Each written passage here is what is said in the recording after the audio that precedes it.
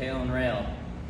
Okay, so we know P.A.I.L and R.A.I.L, how the principles for these is going to work is we're always going to have to do a minute 30 to a 2-minute stretch before we start doing our contraction on both sides of the joint.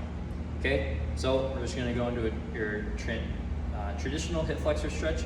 So we're going to tuck the hips underneath us here, lock those in, and we're going to slowly start gliding our hips forward. But my shoulders and my chest are always staying in line with my hips here as I'm going into the stretch. Okay, so I'm squeezing my glute here on my extended leg. I'm driving my hips in. Okay, so we're going to stretch like this for 2 minutes.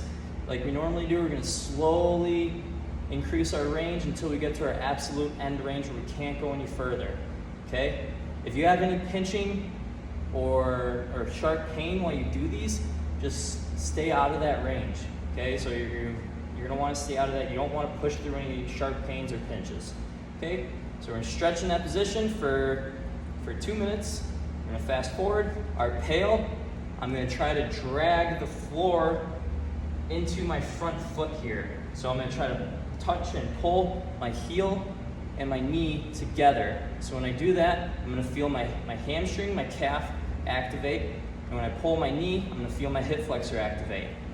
Okay, so just like we normally do, we're going to work up our percentages to our percentage we want to work with. So if we're trying to do range of motion, we're trying to do 100%. So let's say we're going to go 100% effort. I'm going to go 20% effort, 40, 60, 80, max effort, 100%.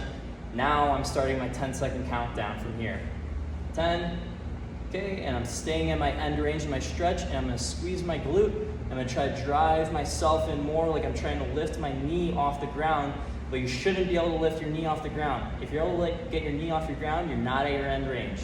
So whenever we do the R.A.I.L, which is the action that's going to actually increase the range of motion, we're going to say we want to try to lift something off the ground, but you shouldn't be able to. That means that you're not at your end range.